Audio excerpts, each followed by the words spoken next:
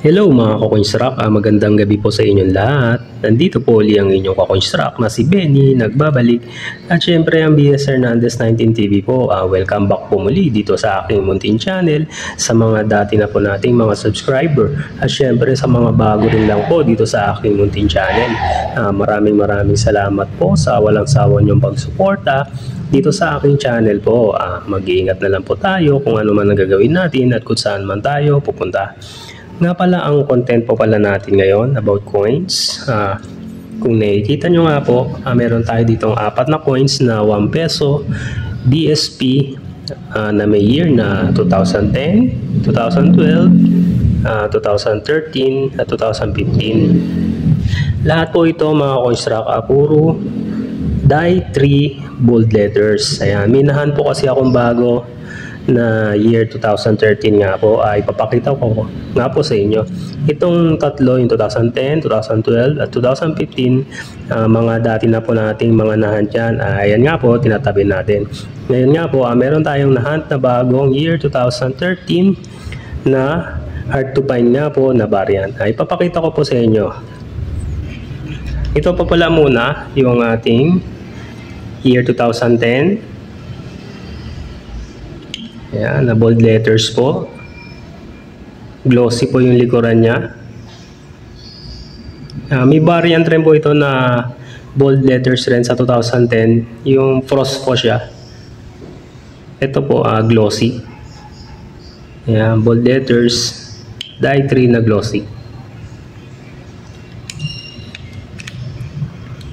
Ito naman pong pangalawang coins natin. 1 peso BSP pa rin po, may year na 2012.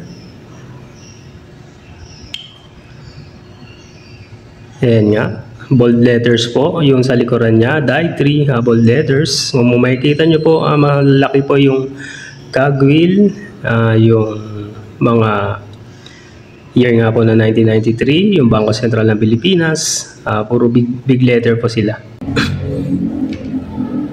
Ayan nga po. Ito yung ating year 2010. Yan, same po sila. Magkapareho po. Yung kanilang cogwheel. Malalaki po yung ngipin ng cogwheel.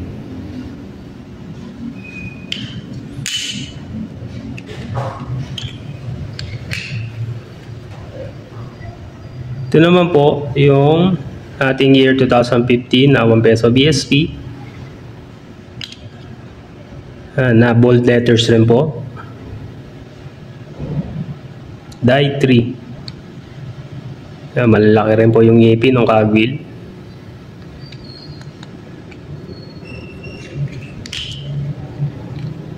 Ito po yung ating 2010.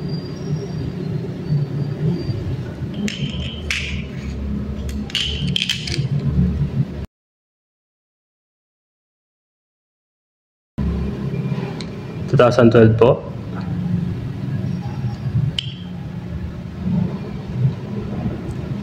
Yan, parehas po sila. Ito nga po yung ating last na coins, yung bago nga po nating nahan na year 2013. Yan, medyo circulated na po yung coins, pero okay pa rin po siya kasi hard to find variant naman po ito sa year 2013 na 1 piso BSP. Wow! Ayan po.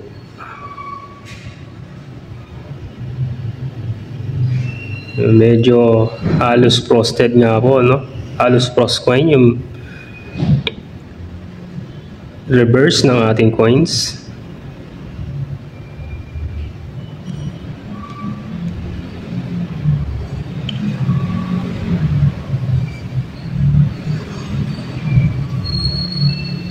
Ito po yung ating common na year 2013.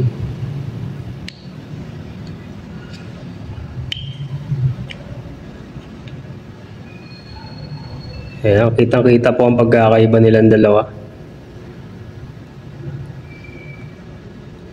Mas malaki po yung cogwheel nitong ating coins nga po na nahunt. Itong nasa coin capsule. Yan, kaysa po dito sa common coins natin.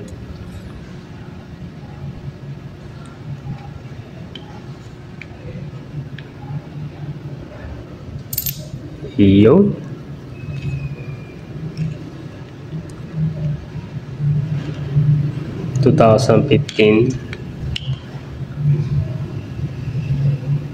Parehas po sila.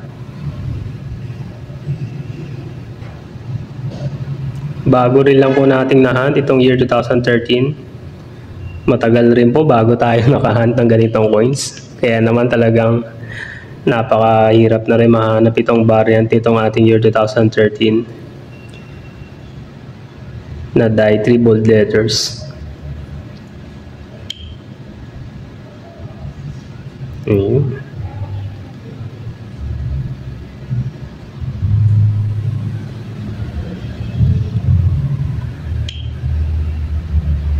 Ayun. So, paano mga ka-coins rock? Na-share ko lang sa inyo itong ating bagong coins na na-hunt na year 2013 na may hard to find variant nga po.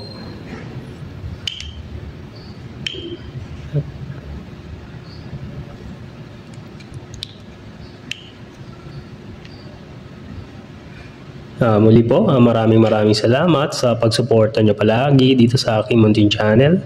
Huwag nyo po kakalimutan mag-like, share, at subscribe na rin po para update kayo sa mga bago kong mga video na ibablog nga po, sa mga coins nga, at syempre sa mga pang-construction natin na video nga po. Thank you po, paalam, God bless po. Bye-bye.